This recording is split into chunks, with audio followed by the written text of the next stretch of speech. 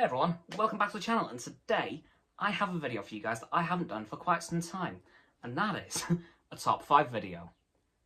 And as I mentioned in my stream on Sunday, it will be on Formula 1 drivers. So this is my top 5 Formula 1 drivers of all time. So my number 5 driver is going to have to be Jenson Button. Now this man had a very long career in Formula 1, going from 2000 to 2017. Yes, he had quite a long career on him. He started off in Benetton, then went to Renault once it changed to that, then to BAR, then to Honda, then to Brawn GP where he had his biggest ever success. Then he went lastly to McLaren, in which he spent his last 7 years. Now, let's talk about his biggest success in Brawn GP. Now, Brawn GP was a new team for 2009 season, spawning from the ashes of Honda, which pulled out the end of the last year, 2008. And this was their only ever season in F1 in which they won both the Drivers' and Constructors' Championship. With Jenson Button, his teammate being Rubens Barrichello, who was picked by Ross Brawn, the team owner, because he knew him from his Ferrari days. So that was the lineup for that year, and the Brawn GP car was untouchable. No one could get anywhere near the pair of them. They annihilated the championship. They stole it completely. And then the next year, they became a fairly well-known team known as Mercedes.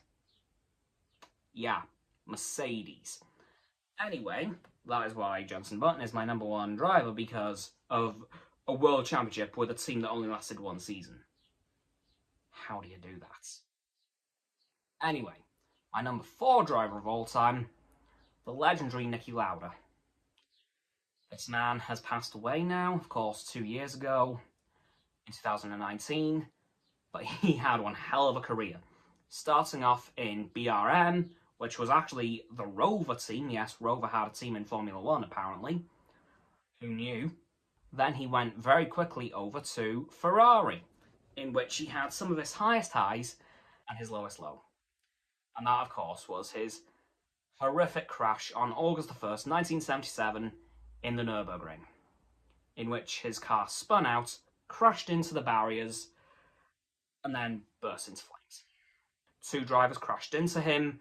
They both got out of their cars, helped him out, because his seatbelt got stuck, which left him with severe burns on his face and a lot of his body.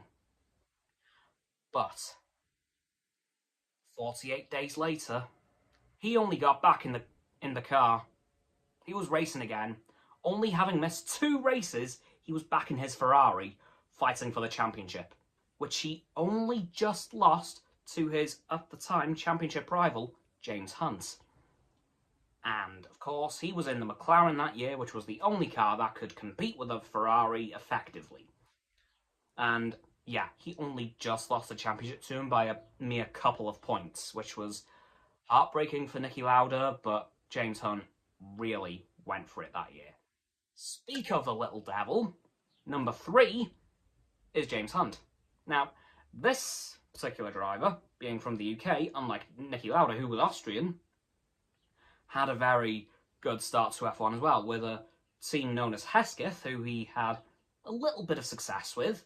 He then moved over to, of course, McLaren, in which he won a couple of world championships and then dipped because he'd done all he wanted to do, really, and then moved on to be a TV broadcaster in the UK on the BBC. Of course, being from Britain, you know, kind of makes sense.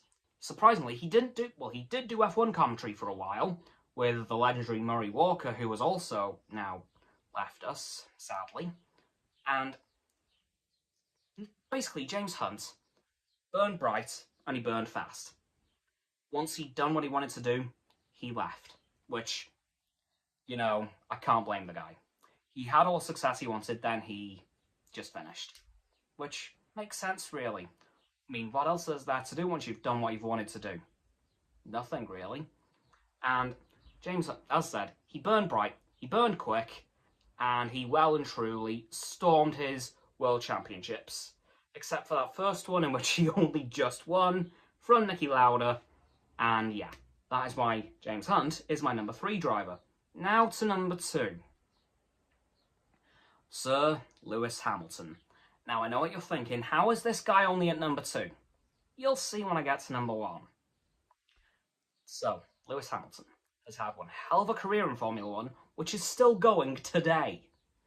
He started in 2007 with McLaren, which he almost won the World Championship in his first year in Formula 1, which is near enough unheard of. He just lost it to Kimi Raikkonen in the Ferrari. Yes, the Ferrari-McLaren rivalry is very long-lived. Yeah, it's a long rivalry. But the next year, he thought, you know what? I'm going to do it this time. And he did. Quite easily. Well, it was a bit touch and go on the last race, because good old Timo Glock moved out of the way for him, which meant Lewis could take back 5th position, which meant he won the World Championship by the skin of his teeth, just beating out Felipe Massa, who actually won the race in the Ferrari. As I said, McLaren-Ferrari, massive rivalry. And Lewis Hamilton, he literally won the race by the skin of his teeth, because to win the championship, he had to be in 5th. No less. And up until that last corner, he was in 6th. And then Timo Glock just moved aside because he wasn't going to win the championship. So he thought, you know what? Let's give the fairly new kid a chance. Yoink! And Lewis took back 5th place, won the championship, which really didn't make the Ferrari team happy at all. And then, yeah, won the race, won the championship, and then a few more followed in 2014, 15, 17, 18, 19, and 20, because his last few years in McLaren didn't quite go too well. Then he joined Mercedes in 2013, in which he had some very big shoes to fill, namely Michael Schumacher's, and then didn't win anything in 2013, as I said. 2016's championship was won by his teammate and close friend, Nico Rosberg, at which point he quit. Can't blame the guy. And yeah, that is why Lewis Hamilton is my number 2 driver of all time, because he is currently equaling the record for the most World Championships ever won by a single driver. Speaking of which, let's get into the honourable mentions. Honourable mention number 1, Michael Schumacher, who is the current holder of the record for most World Championships ever won, only ever being equalled by Sir Lewis Hamilton now.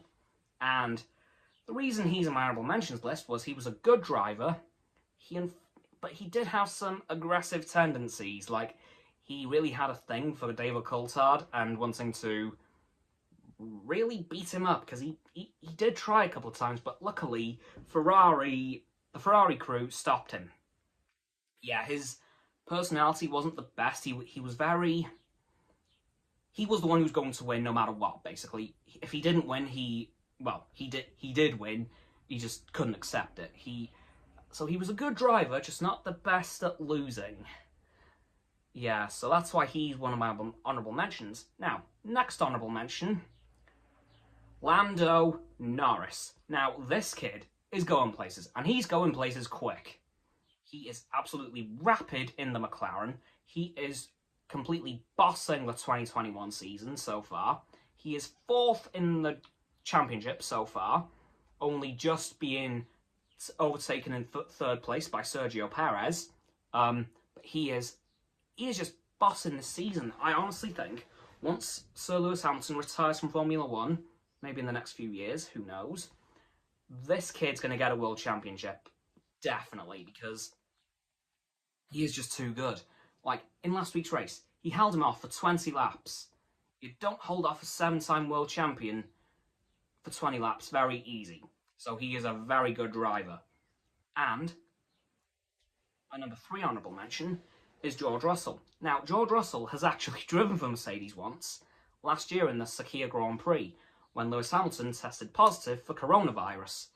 George Russell took over the seat and led a majority of the race, until the Mercedes pit crew messed up the pit stop, which meant he lost the lead completely, and Sergio Perez won the race in the Racing Point, his first ever win in F1, and what should have been his last race in F1. But now he's with Red Bull, as we know. And honestly, if it wasn't for that Mercedes pit crew mess up, he'd have won that race. Because he literally led the entire thing up to that point. and unfortunately, the Mercedes pit crew messed up. Him and Valtteri Bottas, actually, and they just dropped down the order really quick. Anyway, that's it for the honourable mentions. Now we're on to number 1. Now, my number 1 driver of all time is the one and only Ayrton Senna. You know, he had to be at number 1 because this man was just a legend. He knew how to describe every detail of every track to his team, so they knew exactly how to adjust the car to suit it. And this man was with 4 teams across his career: Tolman, Lotus, McLaren, and Williams. Now, his McLaren years were absolutely legendary. He had his 3 World Championships with that team, the 1988 season being his most notable because that McLaren, the MP44, won 15 out of 16 races that year. The only time they didn't win was when they took each other out at Monza, which led to Nigel Mansell in the Williams running the race. Speaking of Williams, that was his shortest-lived team because he only managed to complete, well, he didn't actually complete 3 races, he only completed 2. He tragically lost his life at that 3rd race in Imola, 1994, lap 7, 11 seconds in, corner known as Tamburello, which has since been redesigned because of that crash.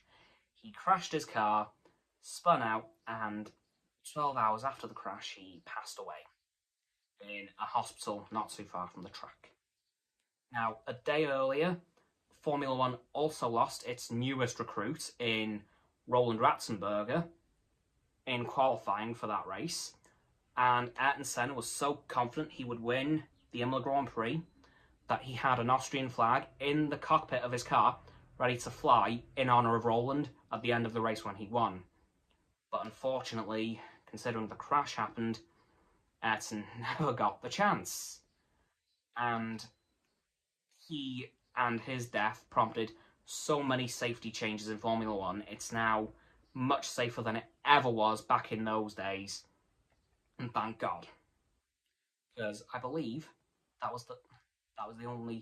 there's only one driver to have died since then, of course being Jules Bianchi, which is another story for another time. Anyway, that's my top 5 Formula 1 drivers of all time, plus the honourable mentions. And that's going to do it for this video, guys. So, as always, people, don't forget to like this video, subscribe to mine and Roxanne's YouTube channel. Her link is down in the description. My sub button is down there, yep. That big red one, unless you've already subbed, and it's grey. Thanks for that, by the way. And once you've done that, don't forget to comment as well, because why not, and let me know what you think of this list of drivers. Once you've done that, don't forget to follow me on Facebook, Twitter, Instagram, and Stereo, which will be in the link tree in the description. Don't forget to follow Roxanne on her blog too, and Frost on his Instagram. Those links are also below the link tree in the description. And lastly, of course, don't forget to share this video with all of your friends so they can join the infinite loop of liking, subscribing, commenting, following, and sharing, and around and around and around that loop. And I will see you guys tomorrow with another video. Goodbye.